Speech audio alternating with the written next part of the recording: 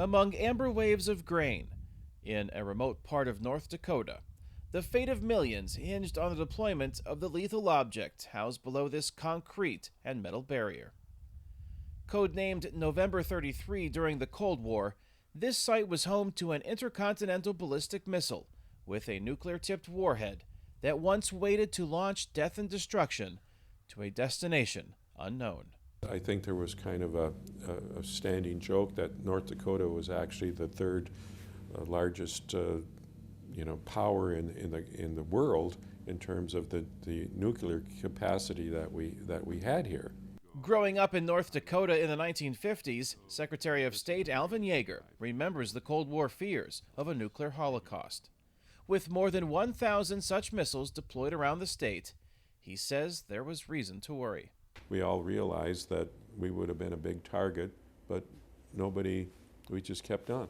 The threat was high enough that they had their keys in the consoles. While the threat is now gone, the keys are still by the consoles of the Oscar Zero launch facility outside Cooperstown, North Dakota.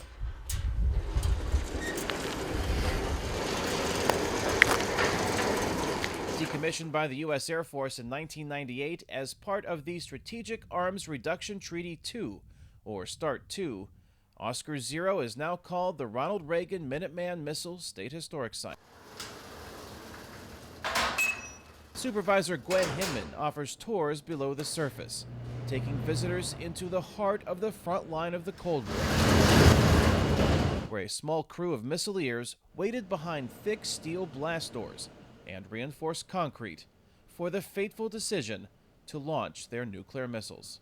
We like to say they were training for a job that they hope to never have to do.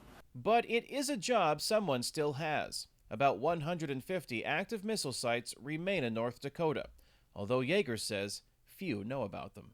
Within 100 miles, there is an active operating nuclear field that exists. And again, people just go about their daily lives and we don't give it a lot of thought.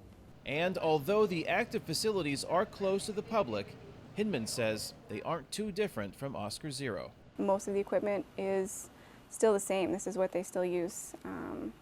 It's all offline, so it prevents hackers from hacking the system and potentially sending a missile. 450 land-based nuclear missiles currently are spread across the United States. Earlier this year, the Pentagon approved a plan to remove 50 of those missiles from their silos, bringing the total down to 400, the lowest number since the height of the Cold War in the 1960s. Kane, Farabaugh, VOA News, Cooperstown, North Dakota.